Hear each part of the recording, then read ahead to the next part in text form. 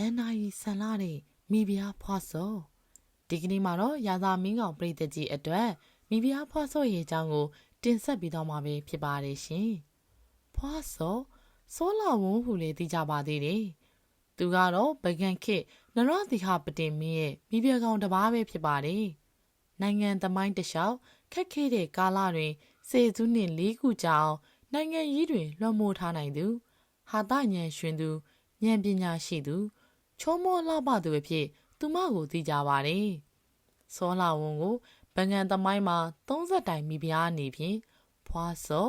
သူမဟုတ်မိဖုရားစောမေတော်ကြီးဟုလည်းသိကြပါတယ်ရာဇဝင်ကျမ်းများကမာနကြီးသောအစားကြီးသော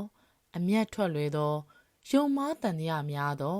စာနာစိတ်နည်းသောဘုရင်တစ်ပါးဖြင့်ဖော်ပြကြတယ်နရသီဟပတိမင်းရဲ့တသက်မတ်သေးမဟုတ်သောထုတ်ပြန်ချက်အမိန့်များကိုအများပြည်သူနှင့်လွှတ်တော်တို့အကြားမှာမျှတစွာကင်တွယ်နိုင်သောပလင်နောက်ွယ်မှအာဏာကိုထိန်းကျောင်းနိုင်သူမိဖုရားတစ်ပါးဖြစ်သိကြပါတယ်သူမရဲ့ဉာဏ်ပညာဖြင့်ဘုရင်၏ယုံမားတန်တရားများမှလွတ်ကင်းအောင်နေထိုင်နိုင်ခဲ့ပါသေးတယ်အမြဲတမ်းအောင်မြင်နေသည်မဟုတ်တော့လေသူမကဘုရင်၏အမြန်ချသောဆုံးဖြတ်ချက်များတိုင်းပြည်နှင့်ပတ်သက်သောဆုံးဖြတ်ချက်များကိုနားချပြောင်းလဲနိုင်ခဲ့သည်များလည်းရှိပါတယ်။ AD 1289မှာတော့နရသီဟပတိမင်းကွယ်လွန်ပြီးနောက်စောလာဝုန်းကသူမ၏လွှမ်းမိုးမှုကိုဆက်လက်ထိန်းထားနိုင်ခဲ့ပါတယ်။နန်းတွင်မှာဂုံတိန်ကြီးမားနေစေဖြစ်တဲ့မိဖုရားတစ်ပါးပဲဖြစ်ပါတယ်။ AD 1289မှာတော့ကျော်စွာကိုထိနှံတင်ခဲ့ပါတယ်။ဒါပေမဲ့လေပြိုကွဲလျက်ရှိနေတဲ့ဗကံမင်းနေပြည်တော်ကိုပြန်လည်စူးစီးနိုင်စွမ်းမရှိတဲ့ကျော်စွာဘုရင်ပေါ်မှာတော့သူမစစ်ပြတ်ခဲ့ရပါတယ်။1298ခုနှစ်မှာတော့သူမကကျော်စွာမင်းအားအာဏာသိမ်းတဲ့အစီအစဉ်ကိုဥဆောင်ခဲ့ပါတော့တယ်။1310ဆယ်စုနှစ်တွင်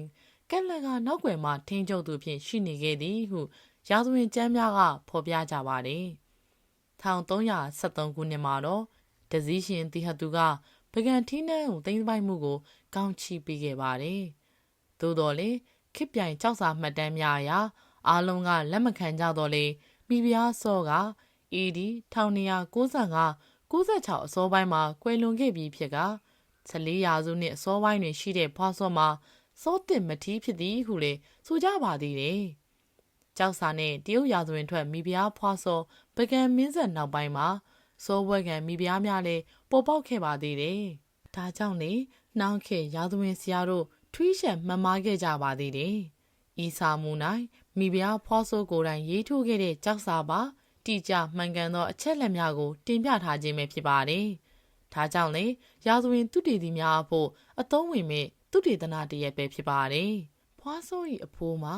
ကြစွာမင်းကြီးဖြစ်ပါတယ်။မင်းကြီးကဖွားစောကိုအလွန်ချစ်မြတ်လို့၍သမီးဟုခေါ်လေးရှိပါတယ်။အဖွားမှာမင်းကြီး၏မိဖုရားတစ်ပါးဖြစ်ရ၏ဟုမှတ်ယူဝယ်ရှိတဲ့စောမင်းလှပဲဖြစ်ပါတယ်။စောမင်းလှသည်လေဖွားစောကိုအလွန်ချစ်မြတ်နိုးပါတယ်။အမိမှာကြစွာမင်းကြီး၏သမီးတော်တစ်ပါးပဲဖြစ်ပါတယ်။နောက်ပိုင်းမှာတော့တရုတ်ပြည်မင်းဟုတွင်အပ်တဲ့ပန်းပုတ်သေးမနဲ့ရတယ်။သားတော်ကတော့ပကံထီးနှံကိုဆက်ခံခဲ့ပါတယ်။ထိုမင်းကငယ်ရွယ်သေးသည်ဖြစ်၍မင်းအဖြစ်၌တည်တံ့ခိုင်မြဲရန်အလို့ငါဖွားစော၏အမယေဒနာဘုံကိုနန်းတင်ခဲ့ပါတယ်။အလွန်လေးချစ်မြတ်နိုးပါတယ်။ဒါအပြင်ဗကံသမိုင်းတွေထဲမှာဖော်ပြကြတဲ့မိဖုရားဖွားစောရဲ့အကြောင်းအရာလေးနောက်တစ်ခုရှိနေပါသေးတယ်။ဗကံခေဦးဇနာမင်းလက်ထက်မှာစစ်ထေကမ်းမြူကတောင်သူကြီးတဦးမှာသမီးမင်းကလေးတယောက်မွေးဖွားခဲ့ပါတယ်။ကလေးမကငယ်စဉ်ကလေးက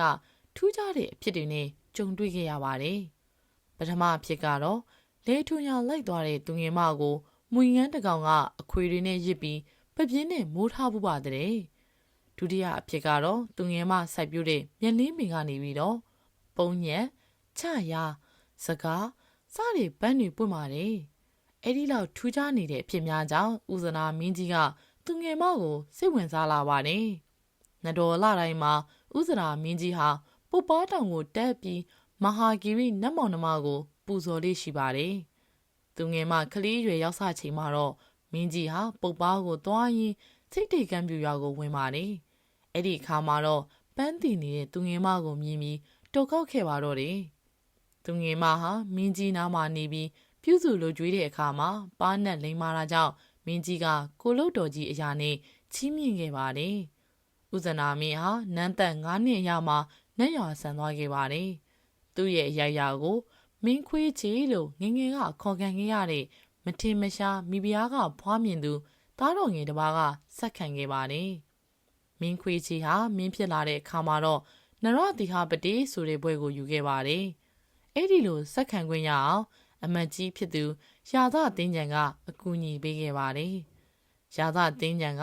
သားတော်အကြီးသီဟသူပေါ်မှာအမျက်ရှာလို့သားတော်အငယ်အားမင်းဖြစ်အောင်ကူညီပေးခဲ့တာပဲဖြစ်ပါတယ်။နရတိဟပတိမင်းကဤကျေးဇူးကိုမဆက်မချီးမမြောက်ပဲမေးလျော်ပြီးနေသဖြင့်အမတ်ကြီးကလည်းစိတ်နာပြီးတော့မင်းကြီးအမျိုးကိုထိခိုက်၍ပန်းပုတ်တဲ့မြင်းများကောင်းစားနေတယ်ဟုဆောင်းမြောင်းပြီးပြောဆိုခဲ့ပါတယ်။ဤသို့ဘရင်မျိုးကိုထိခိုက်၍ပြောဆိုတာကြောင့်မင်းကြီးကအမျက်ထွက်ပြီးရာဇသင်းညံကိုယာရုစည်းစိမ်မှထုတ်နှုတ်ပြီးတော့အောက်ရဲ့ဒလသို့ပို့လိုက်ပါတော့တယ်။နောက်ပိုင်းမိဖုရားဖွားစောကမင်းကြီးကိုဖြောင်းပြပြောဆိုပြီးတဲ့နောက်မှာတော့အပားမှာပြန်လေခစားစီခဲ့ပါတယ်။နရတိဟပတိဟာအလွန်လောဘကြီးပါတယ်။ပွဲတော်တင်ရင်နဲ့ဟင်းကွက်300ပါမှဆိုလိုပဲမောင်းမများဆိုရင်အရေးအတွက်3000တောင်မှရှိပါတဲ့။မိဖုရားကြီးအနေနဲ့ကတော့မိဖုရားစောတပါးပဲထားပါတယ်။နရတိဟပတိနဲ့ပတ်သက်တဲ့အကြောင်းတစ်ခုကတော့ဉာဏ်ပညာနည်းပါခြင်းပဲဖြစ်ပါတယ်။အဲ့ဒီလိုဉာဏ်ပညာနည်းပါလို့မှားတဲ့ခါတိုင်းမှာမိဖုရားဖွားစောကဖြောင်းပြဆုံးမတတ်တယ်လို့ရာဇဝနေမှာဖော်ပြကြပါတယ်။ဥပမာပြောရရင်နရတိဟပတိကကိုယ်တိုင်ကျမ်းမာလွန်အနာကင်းလွန်းလို့သူတစ်ပါးခြေဆက်တာကိုမြင်ရင်အလိုမြတ်ထွက်တတ်ပါတယ်။နောက်တော့မိဖုရားဖွားစောကခြေဆက်တာကလူများမှာဖြစ်လိရှိတတ်တဲ့ယောဂတစ်မျိုးဖြစ်ပါတယ်လို့တိလျှောက်ရတယ်လို့ဆိုကြပါတယ်။အဲဒီတော့မှနရတိဟပတိကနောင်တရပါတဲ့။ပြီးတော့လေမင်းကြီးအိယာကနိုးရင်အနားမှာရှိတဲ့ပစ္စည်းတွေနဲ့တွေ့ရလူကိုကောက်ကောက်ပေါက်တက်လွန်းလို့မိဖုရားစောကပဲအနားမှာအန္တရာယ်ဖြစ်စေတယ်။ဒါလှမ်းစတာတွေကိုဖယ်ရှားပြီးတော့အသီးနှံများကိုထားရပါသေးတယ်တဲ့။ပကံခေတ်နရတိဟပတိလက်ထက်မှာမြန်မာနိုင်ငံနယ်နိမိတ်တွင်ကိုမွန်ဂိုများကကျူးကျော်ဝင်ရောက်ခဲ့ပါတယ်။မွန်ဂိုများကိုပကံခေတ်ကတော့တရုတ်တရက်လို့ခေါ်ကြပါတယ်။နရတိဟပတိဟာပကံကိုမကာကွယ်နိုင်ခဲ့ပါဘူး။နိုင်ငံပြတ်တော့မဲ့အခါမှာသူတို့တက်တာကတော့ဘေးလွတ်အောင်ကိုလွတ်ယုံပြေးတာပဲဖြစ်ပါတယ်။အဲဒါကြောင့်လေသူကိုအဲ့ဒီခေတ်ကခုထိတရုတ်ပြေးမင်းလို့လူများကခွန်နေကြတာပဲဖြစ်ပါတယ်။မွန်ဂိုတပ်တာများကပကံမှာအကြာကြီးတက်ဆွဲမထားနိုင်ပါဘူး။အစကတည်းကမြန်မာတို့ဟာပူပြင်း၆သွေးတဲ့အရက်မှာအခြေချထားတာကြောင့်အဲ့ဒီလိုအေးတဲ့အရက်ကရန်သူတွေကကြာရှည်မနေနိုင်အောင်စဉ်းစားပြီးအခြေချခဲ့တာဖြစ်နိုင်ကြီးရှိပါတယ်။နရတိဟပတိဟာမွန်ဂိုများကိုပြန်လည်ဆုတ်ခွာချိန်မှာတလမှနေရင်စောင့်နေပါတယ်။အဲ့ဒီအချိန်မှာပကံတုံးကလိုဟင်းကွက်300နဲ့ပွဲတော်မတင်နိုင်လို့မျက်နှာကိုအင်ဂျီလက်နဲ့ဖုံးပြီးငိုပါသေးတယ်တဲ့။အဲ့ဒီခါမှာလေမိဖုရားဖွားစောကပဲသူ့ကိုတရားပြပြီးချွတ်ရတယ်လို့ဆိုကြပါတယ်။နောက်ပိုင်းမှာတော့သားတော်ပြည်သားတီဟသူကဖခင်ကိုအစိတ်ခတ်ပြီးတော့စားတော်ကိုဆက်တာပါတယ်။ဒါကြောင့်မင်းတီဟသူဟာဖခင်ကိုလှုပ်ကြံနိုင်ခဲ့ပေမယ့်ပကံမှာမင်းမပြုတ်နိုင်ခင်မှာပဲပကူးကိုတိုင်ရင်ကြာဆုံးသွားခဲ့ပါတယ်။ပကံမှာမင်းပြုတ်ဖို့ဒလာသားကြော်စွာကိုမိဖုရားဖွားစောနဲ့မူကြီးမတ်ရများကတိုင်ပင်ပြီးတော့နန်းတင်ခဲ့ပါတယ်။၎င်းရဲ့ခမဲတော်လက်ထက်ကကျွေးမွေးသူကောင်းပြုထားသူအတင်ခေယာရာဇသင်းကျန်တီဟသူရှဲညီနောင်3ယောက်အားမျိုးသားပေး၍ဆက်လက်ကြီးစုထားတော်မူပါတယ်။နောက်ပိုင်းကျော်စွာမင်းကမိဖုရားစောကိုအတိုင်ပင်မရှိမချီးမမြောက်နေပါတယ်။ဒါကြောင့်မိဖုရားစောကစိတ်နာတာနဲ့ထိုရှဲညီနောင်3ဦးနဲ့တိုင်ပင်ပြီးတော့မြင်းဆိုင်အရက်မှာဖယားဂူ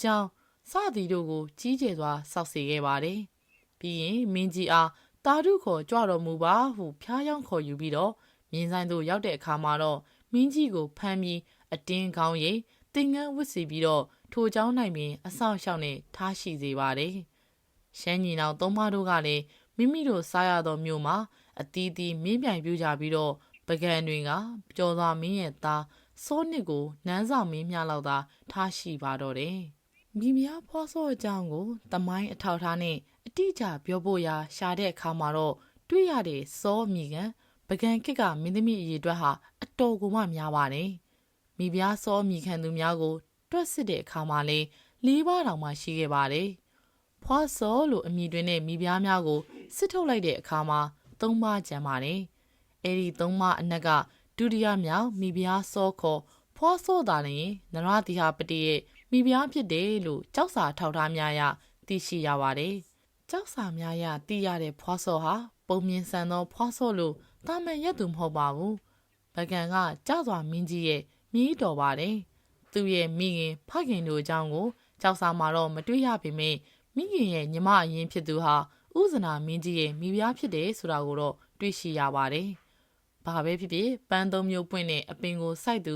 စိတ်ထိတ်ခမ်းဖြူကသူငယ်မတော့ဖြင့်မဟုတ်ပေဘူးလို့ဆိုရမှာပဲဖြစ်ပါတယ်။နရတိဟာပတိမင်းကြီးရဲ့မိဖုရားဖွားစောဟာနရတိဟာပတိမင်းကွယ်လွန်တဲ့ခါမှာတော့တားတော်ကျော်စွာကဆက်လက်ပြီးတော့မိဖုရားမြောက်တာခံခဲ့ရပါတယ်။ဒါပေမဲ့ကျော်စွာနမ်းမတက်မီမှာကွယ်လွန်ခဲ့တယ်လို့ကြောက်စာများအရယူဆရပါတယ်။မိဖုရားဖွားစောဟာနရတိဟာပတိနဲ့ရာဇသူလို့ခေါ်တဲ့သားတစ်ယောက်ရခဲ့ပါတယ်။သူ့ရဲ့သားဟာသူ့ရင်ကွယ်လွန်ခဲ့ပါတယ်။ချစ်လာသောသားလည်းကွယ်လွန်ခဲ့တဲ့အပြင်လောကရန်ကိုအဖန်ဖန်ခံရပြီးဖြစ်လို့ရှိတဲ့ပစ္စည်းများကိုအကုန်စွန့်ပြီးလှူခဲ့ပါတယ်။ပြီးတော့မှသူဘလို့တန်ဝင်ကရပြီးဘာတွေလှူခဲ့တယ်ဆိုတာကိုလည်းကြောက်စာရေးထိုးထားခဲ့ပါတယ်။အဲ့ဒီကြောက်စာများကိုစောလောင်ဝန်ကြောက်စာများလို့ခေါ်တဲ့အတွက်အဲ့ဒီဖွားစောကိုစောလောင်ဝန်ဖွားစောလို့လည်းခေါ်ကြပါတယ်။မိဖုရားစောအကြောင်းကိုအဆုံးထိနားဆင်ပြီးတဲ့အတွက်ရာသာမင်းကောင်ပရိသတ်ကြီးကိုကျေးဇူးအများကြီးပဲတင်ရှိပါတယ်ရှင်။နောက်ထပ်လည်းစိတ်ဝင်စားစရာအကြောင်းအရာလေးတွေကိုတင်ဆက်ပေးတော့မှာဖြစ်လို့ subscribe လုပ်ဖို့အတွက်မမေ့နဲ့နော်။